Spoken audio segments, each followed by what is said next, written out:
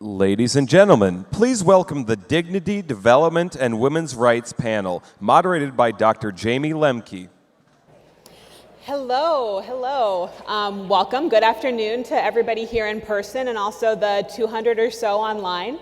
I'm Jayme Lemke. I'm a senior fellow with the Hayek Program for Advanced Study in Philosophy, Politics, and Economics at the Mercatus Center at George Mason University. I've worked at many Atlas Network organizations over the years, but never been here with you all in person, so it's a real pleasure. And it's also my pleasure to introduce today this discussion of a very important issue that affects us all, the denial of economic rights, political rights, and other basic human rights to women around the world, and in nearly every society's history, affects us all greatly. So it's really a pleasure to have these distinguished panelists here with us today to discuss this issue. I'll briefly introduce them and then we'll dive right in. First, at the end, we have Baisahli Bomjan, founder-director of the Trayas Foundation, which provides research-based advisory to governments and civil society in India. She's also on the board of Afghanistan Economic and Legal Studies Organization and is a strategy advisor to the Center for Indonesia Policy Studies. Izabela Patriota is a member of the leadership team of LULA Brazil and director of development for LULA in the US. She's also policy director in a liberty-minded Brazilian nonprofit before joining LULA. Finally, Fatima Masse is the director of the Inclusive Society area at the Mexican Institute for Competitiveness, where she supervises applied analysis to identify barriers that prevent women from entering, remaining, and growing in the labor market. Thank you all for being here. Thank you. Pleasure. Thank you.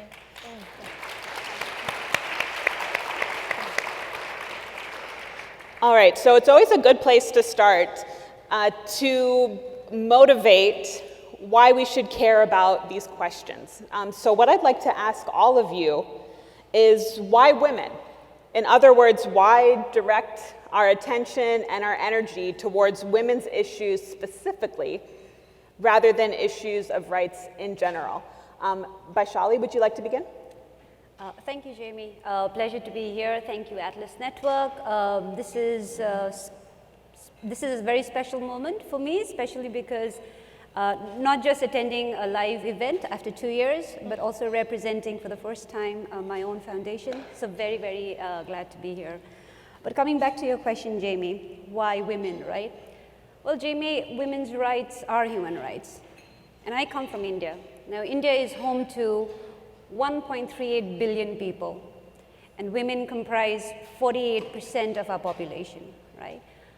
Statistics show that despite growing economy, better educational outcomes, lower fertility rates over time, right? Participation of women in the Indian economy is abysmally low and declining. So it was some 33% in the 1970s, 26% in the 1990s, and today we are at an 18%, 3 times lower than for men. So you can imagine even our labor force participation rates is probably the lowest in the world, one of the lowest in the world, with only parts of the Arab world lesser than us, right? So for us, this curious case of the Indian working women was a big puzzle. And I think Trias wanted to help answer that question of why isn't Indian women participating in the economy, right? And it was only natural for a women-founded, women-led organization that we really pay attention to what's happening to this 500 million women in our country and why aren't they participating in the economy.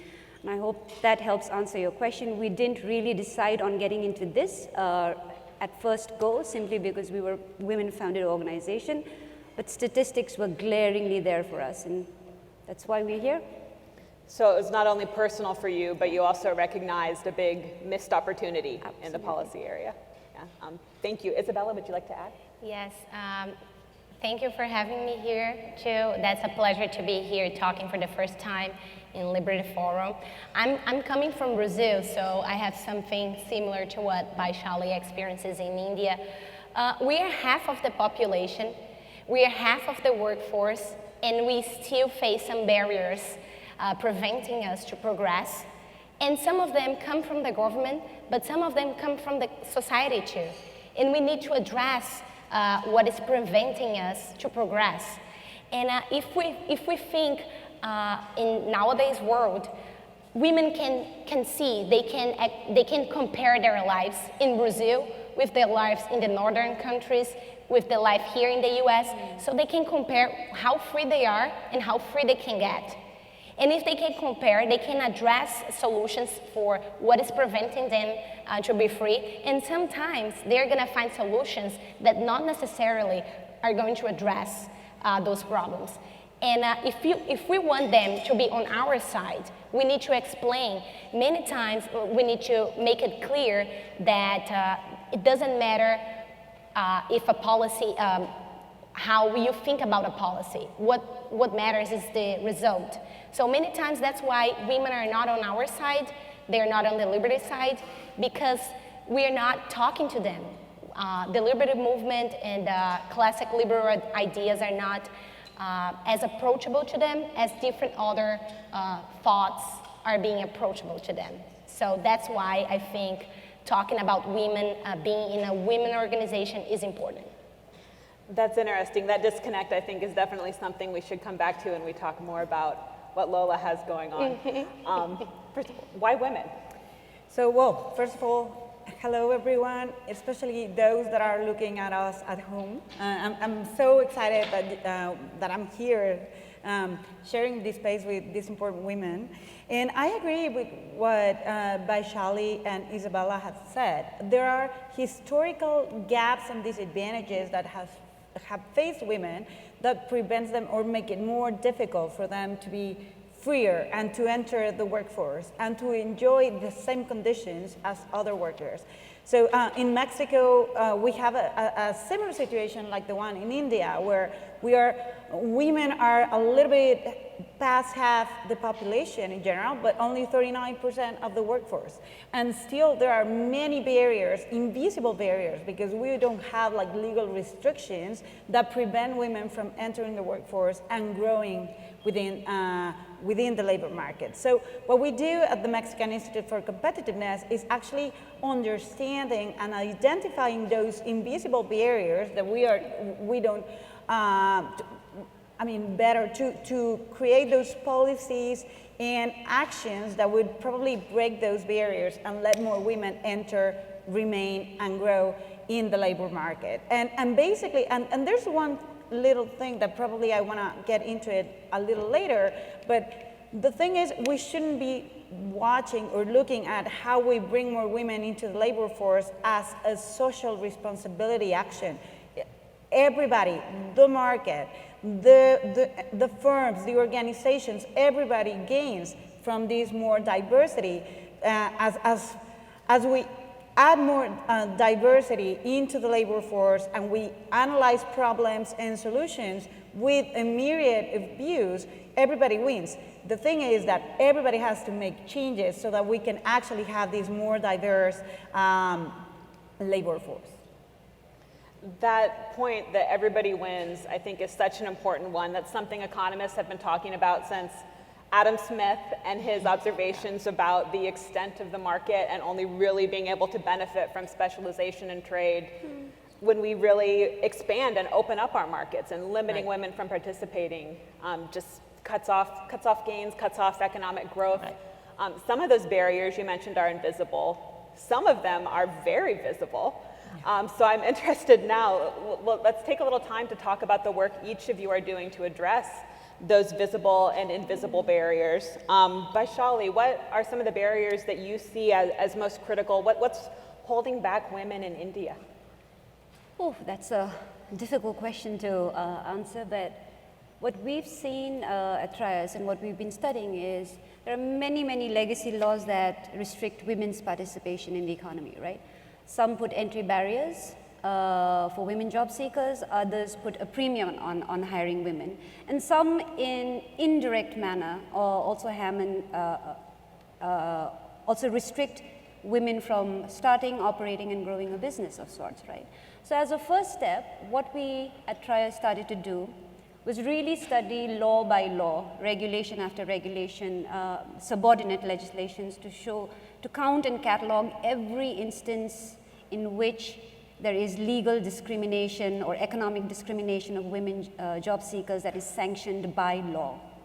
So we studied about 50 legislation and 150 subordinate legislations across 24, 25 states in India, and started seeing these patterns of discrimination and variations across state levels, right?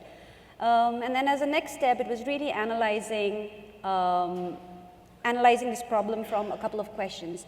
So what are 4 different parameters, right? Taking women's freedom in terms of working in night shifts, freedom of women to work in jobs that are that seems dangerous, that seems arduous, that seems morally inappropriate, right?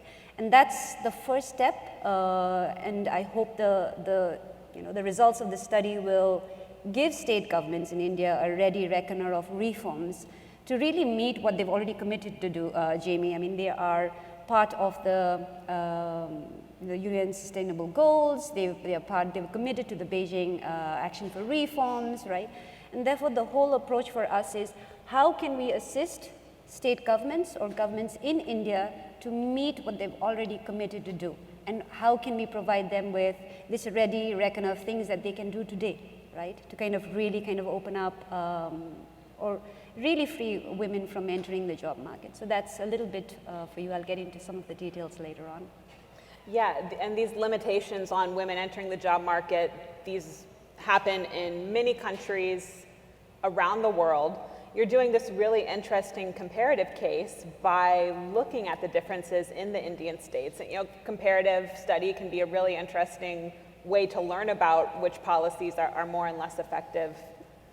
What are you learning about the impact that denying the ability to be employed on your own terms is having on women and on business in India?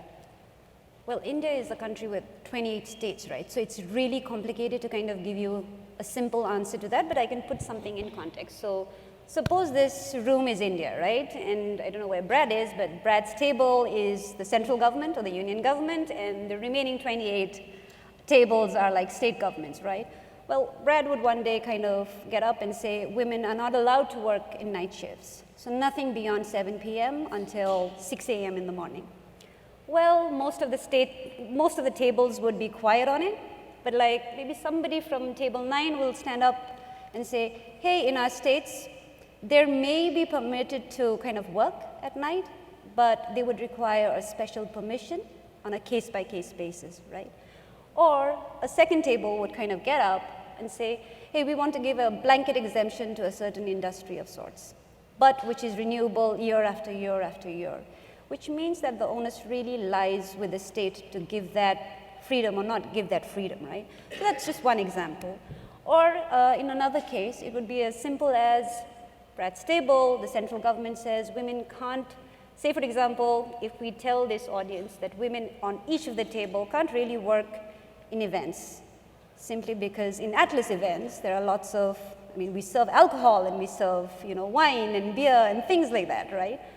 And then most of the tables would sit quiet, but one of the table would kind of get up and say, well, on our table or in our state, they could, provided it's Indian liquor. Another state would get up and say, no, provided it's foreign liquor. So it's really complicated for women to kind of, or for another example, right? If Brad's table said, hey, women in this room cannot work in marketing department, in fundraising department, things like that, simply because you are going to be going out there, meeting rich people, meeting, people outside of your homes, and that could put you in some kind of danger of sorts. And then again, one of the states would say something else, one of the states would say something else. So it's really like case by case, permission by permission. But what you're actually doing in the end is really giving the state the power to dictate what women can do and cannot do. So imagine I come from the northeast of India, right? If I were to operate in a particular industry of sorts, I would have to navigate this complex web of like 28 different states and what is permitted here, what is not permitted there. And so that's a complication that's the scale of complication that's there in India. So I don't know whether that helps answer your question, Jayme, but I'm just putting what the scene is as is right now in the country. No, it does. And I have so many reactions and follow-up questions to ask, so please do let me know if either of you have a comment you'd like to add at any point. But I'm listening to you talk, thinking about how, I think interesting is the right word. It is that these policies seem to emerge in so many different societies and so many different cultures. These exact protectionist policies you are describing to prevent women from working at night, to prevent them from working in arduous occupations. These are policies that form the foundation of a lot of labor law in the United States. Yep. There the arduous job was working on the railroad, so women were denied the ability to work on the railroad and in mines, and those kind of mining regulations still exist in countries around the world. So I think some of these policies, when you consider them in isolation, and I'm playing devil's advocate here because I think these are serious limitations. Yeah. But you could imagine someone thinking, what's the big deal if women can't work after Absolutely. 8 p.m. at night? Why is this such a problem, these limitations on the ability to contract? No, that's exactly what most of women-centric organizations in India kind of agree with, right? These are protections. We do require these protections. India is a dangerous country to be in. Our crime rates are high, our rape rates are high, and things like that. But I think fundamentally, imagine men in this room can work 24/7, right? Which means their earning capacity would be 24/7 into X amount, right? But what you're saying to the rest of us is saying, no, you can only work for 12 hours, X amount of days, and X amount of, and then multiply that with the amount that you can actually earn for yourself, right? So really putting a cap in terms of your earning, these dangers or these dangers that we need protection from require a very different set of solutions. The solution is not to clamp down on our freedoms. The solution is not to clamp down on our opportunities, right? They are there, they are evidently there in the country, and we need to find better solutions than restrictions. I think, how do we open up the economy for women as well as keep them protected? It's not an or it's like, and how do we do this? How do we get this done, right? And I think that's where we really come from, is like, even my parents would say, that's a great thing that the government is doing. But working in this sector, having, understanding where do freedoms get curbed and how do freedoms get curbed, not just for women, it could be for so many different kinds of groups, right? There are so many tribal groups in India, things like that. But I think give us a level playing field. That's all we're asking for. And I think that's a very important statement to make and ask for and demand for, right, from your governments. Yeah, thank you. Izabela, let's talk a little bit about some of your work. What have you seen as some of the most significant barriers to women's progress, to women's rights in your work? Okay, talking about this specifically about Brazil, two things I would address as the worst thing that make women a step behind: violence and poverty. Brazil is one of the most violent countries in the world to be a woman. Our rape rates are high, our domestic violence rates are high, and this is the kind of problem which the solution is very difficult to find. How do we turn it low, the number of domestic violence or rape? How do you do that? And a second thing is poverty. Women in Brazil cannot have an easy access for menstrual products, especially when they are very young and they cannot work to get them. So they miss school a lot because they lack access for this kind of goods. And birth control. So women in Brazil, if they're very poor, they are in an eternal loop because they don't have access to birth control. They don't want to get pregnant, but then they get pregnant. And then once they're pregnant, they cannot interrupt the pregnancy because abortion in Brazil is not even illegal, it's a crime. So we can go to jail. And then we have another issue. In Brazil, to get your tubes tied, you need to follow a normal set of requirements. You need to be at least 25, you need to have at least 2 alive children. So it doesn't matter if you had 2 pregnancies, you need to have 2 alive children. And which is the worst, if you're married, you need to have your husband consentment. So if you want to tighter tubes legally in Brazil, it's very hard. And if you get pregnant, you cannot interrupt the pregnancy. So if you are poor, you are in this eternal loop that you cannot go out. So these are the main things preventing women of progressing in Brazil. That's what I would say. Where does the support for these very controlling reproductive health measures come from? Well, from the government. So it is a law from a dictatorship time that we have in Brazil, and in the middle of the last century. So it was when they started, it was a very conservative dictatorship, and they thought that they were doing something good because they didn't want women to have premature sterilization. Yeah, I'm so glad you raised this issue, because I think so often in reproductive health, it touches on so many controversial issues that we fall into this trap of debating what it is that women should do, rather than whether or not government has an appropriate role in intervening and establishing the terms on which these decisions should be made. I know LULA is an international organization that works with women around the world, and they're doing a lot to try to bring different voices into this conversation and other kinds of conversations. How do you go about changing that dialogue when it seems something so entrenched, not just in this, but in all other policy areas, to want to focus on the activity rather than the policy? Well, LULA, as you said, LULA is international, so we support women in different ways. So it depends on the leadership, how they want to address different problems across the globe. We are in India, we are in Mexico, we are in Brazil. So they find the kind of issue they want to address and they follow with it. In Brazil, for instance, we noticed that we have that law. Who is going to change that law? Who is really deeply interested on changing that law? They are women. And then we started in Brazil, as our chapter was pretty much social, reading books together. But we're very passionate. We're Brazilians, so we wanted to become more political. So we started last year. Some of our members, organically, they started.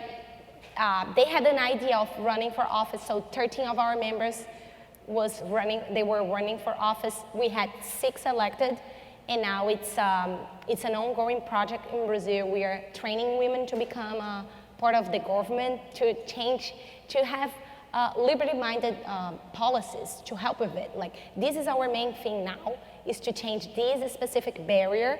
We know that women are we are the responsible 100% for the cons of reproduction. So men, they have the nice part of reproduction. We had the whole bad part of the reproduction process. So we're trying to get, so it is our decision at the end of the day. We're gonna get the best part and the worst part together. So we cannot separate them. And then it needs to be our choice. Because at the end of the day, we're the ones prevented by getting a new job when we're pregnant or when we have many children. We're the ones fired sometimes because we had and then we are the ones also to leave the job, because sometimes having a pregnancy, we want to, especially if you want to put your emotion there, if you're very involved, and that's okay, and then you want to leave, but that's your choice. And then we're working in Brazil to make it part of our choice. If you want to tighter tubes and you were 20, that's completely up to you. It should be an individual choice, not a government imposition. Yeah, that's fantastic. There's so much to follow up on there. I guess first, you've already talked about it a little bit, but just to really kind of bring the point home, can you expand a little bit on why exactly it is that reproductive rights connect into our economic freedom and economic opportunity? Yes. If you get the data, if you are wealthy, you start to reproduce, to have baby later on, because you already have an education, you already have a profession, so you don't need to stop your whole life in order to have a baby. But when you're poor, you started before, because you didn't have access to birth control, for instance. You started before you finished college, before you were prepared for the job market. So it prevents you of getting a better job. If you get the data, women with the better jobs, they get married or even pregnant later on. They didn't get it very early on, which is not a problem if it is a choice. It's not a matter of judging or saying what's better. It's a matter of choosing by yourself and telling, I'm gonna have a family right now in my life, or I'm gonna have a family later on. Later on, I get my college degree. And so if you start a family without planning it, we were much more likely to have worse jobs and not that good opportunities. Mm-hmm. Mm-hmm. And in your work with LULA, either in Brazil or in the international organization, have you found a lot of women excited to step into these kind of roles? Are they reluctant to have the conversation? Do they face social pressure when it comes to kind of stepping into leadership and advocating for their freedom, either on this issue or on other issues? Can you speak a little bit? I guess what I'm trying to ask about is, if there are women out there who want to fight for their own freedom, what stops them? Well, as I said, what is stopping them? First, what is preventing them of being there? Sometimes you cannot reach those places. Once you are there, the barriers are lower. Once you are there, the barriers are lower. The problem is getting there, especially in Brazil. What is really preventing them of getting there is poverty, as I said. And when we are there, we need to remember that we still face bad things in life, but that's adulthood. Everybody's gonna face bad things in life, but you need to be empowered enough to say no and to leave. So if you were facing sexual harassment or sexual assault on your job place or any kind of aggression, and you were empowered enough to say no, or to report, or to follow the right situation. So if they are empowered enough, they're gonna find it. They're gonna find it by themselves. But if they're not even going to get there. Yeah, no is a beautiful word. Yes, I mean, property rights is, no, this is mine. You can't have it. And women's rights is being able to say, no, you don't make that choice for me, I make it for myself. Mm-hmm. So yeah, I love that point. Fatima, let's talk a little bit about what you're working on. What issues have you seen to be the most significant in terms of impeding women's economic freedom in Mexico? Yeah, well, thanks. And here I'm going to build a little bit up from what Izabela said. So in Mexico, perhaps the main barrier that we see from the economic and the labor market perspective is unpaid care work. Women are we have the main role in care. On average, a Mexican woman adds 2.5 more time to caregiving. And that average increases considerably for married women and women that have kids, especially small kids. I am a mother of 3, and you understand how even when you get into the labor market and you start growing, it is a double burden.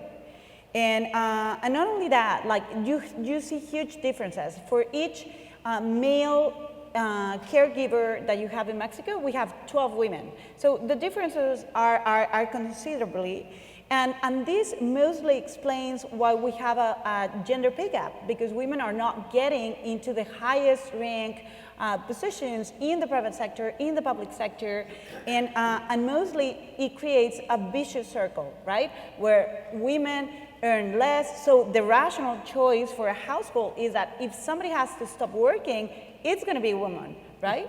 And so this becomes even more difficult. And the problem is that we don't have, in a difference from Brazil or India, we don't have legal restrictions that are impeding women to work, but we have a much more cultural environment in which even women say that would be their first role. So it takes more time for them to keep on working and growing within the labor market. And we also have policies that are signaling or reinforcing these ideas.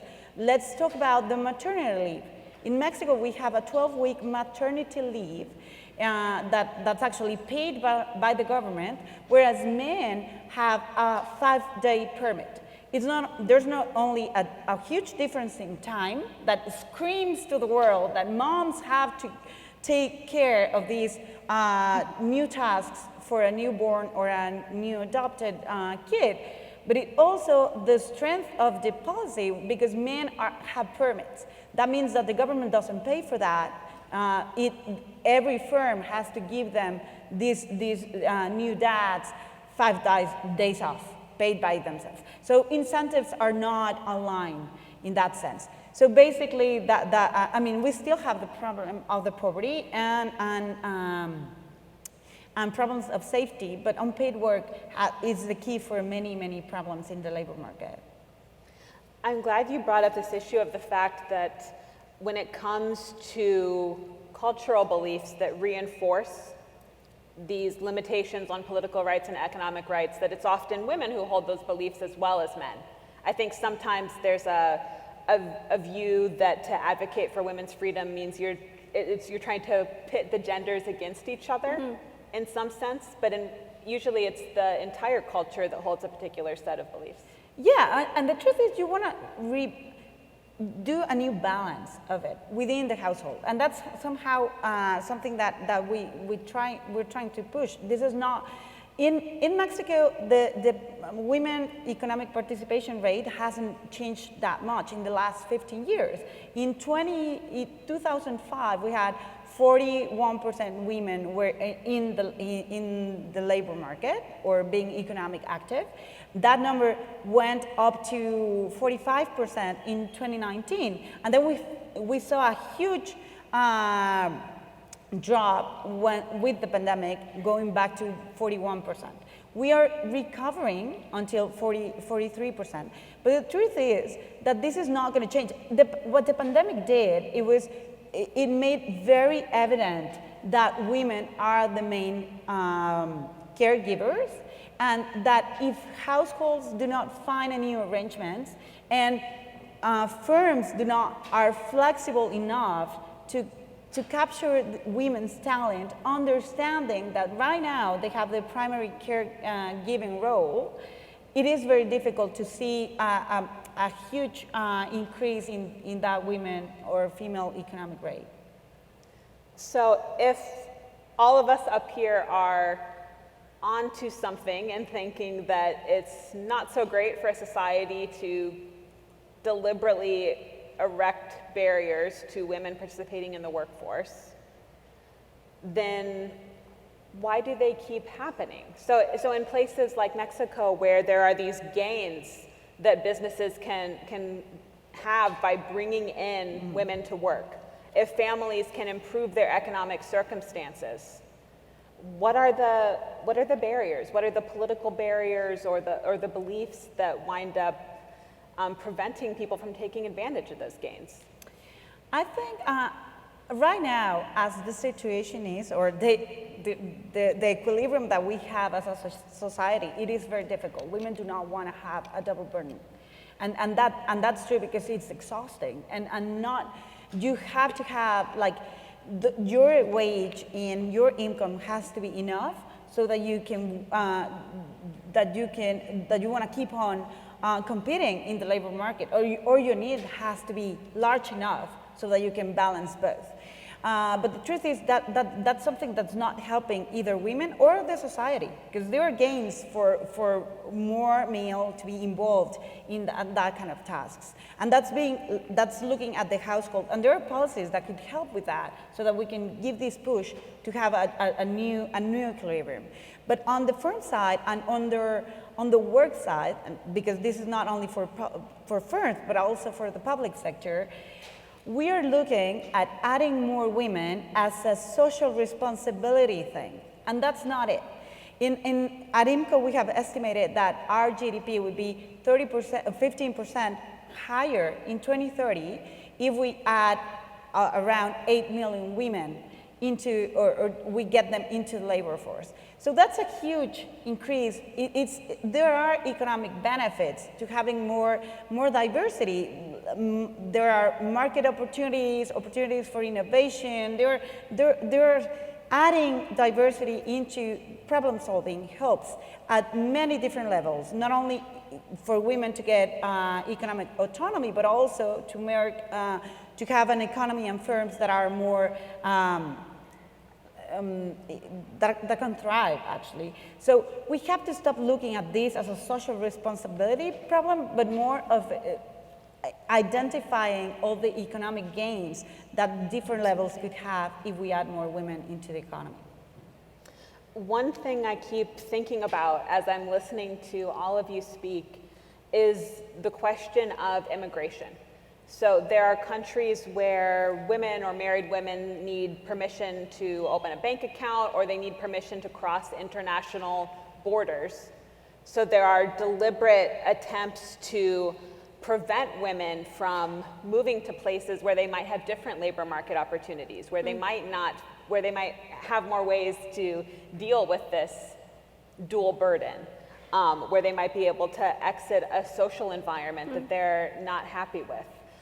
Can either of you speak to either this question of immigration or other international policies that we should be focusing on and thinking about as part of the women's rights agenda? Okay, I want to quote Hamilton now. For those who like the musical Immigrants, We Get the Job Done. Have you ever seen it? But, well, bringing more laborers, well, it is the kind of thing that we can address to what's happening in the US right now. We are lacking, we don't have enough workers right now in the US. We were lacking some, in many places we see help needed in many places, while we have people in the border trying to come. Like, this is, for me, making it easier is like what made this country great in the past. I guess immigration was what made this country great. And I think, if you think like countries where immigrants goes are basically countries getting wealthier. Well, I come from a country where majority of the women in labor force, right, is in the informal economy. So I really wouldn't have much to say about the larger immigration story, so much as the horrific scenes you guys have must seen during the COVID times of migration of labor force, right, from one state to the other.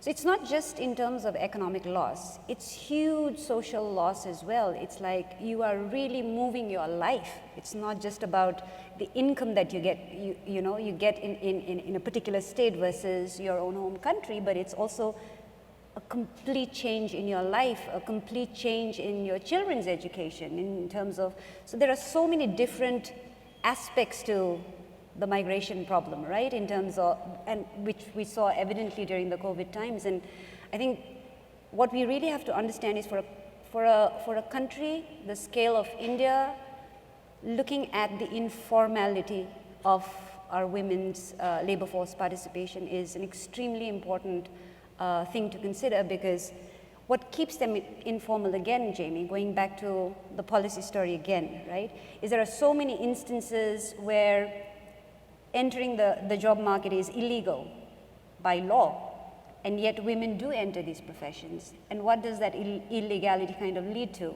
is you don't get the kind of wages that men get for an equal scale and scope of work, right?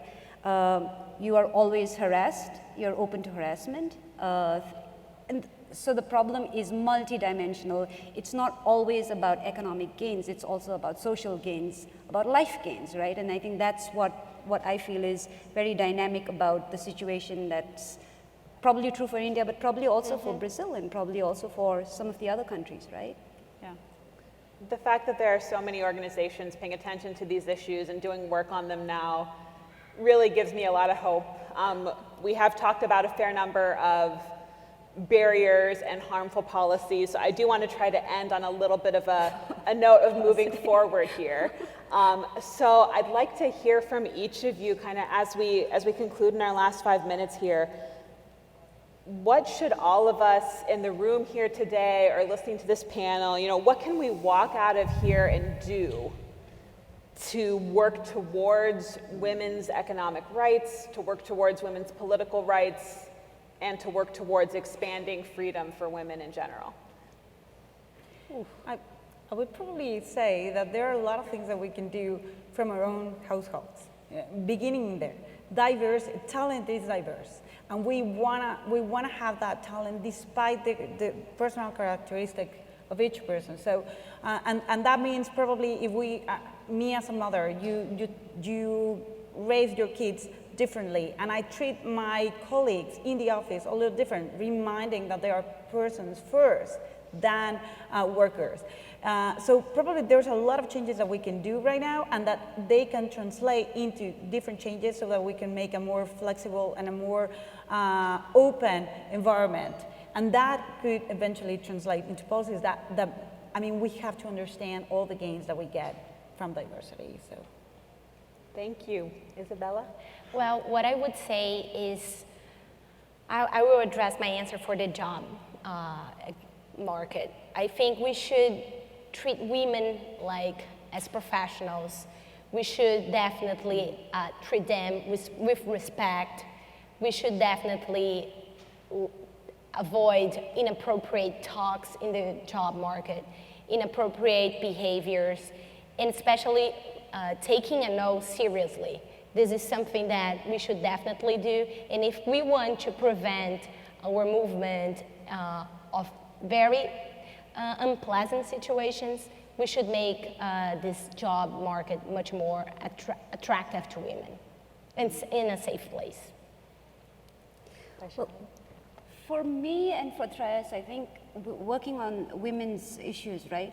What we realize is this is a really powerful issue to work on that really brings the left and the right and the front and the back together, right? There is no fight in terms of ideas. You're not fighting at an ideas level. It's not about who's right and who's wrong. Every country wants better economic opportunities for women. Everybody is working in that space, right?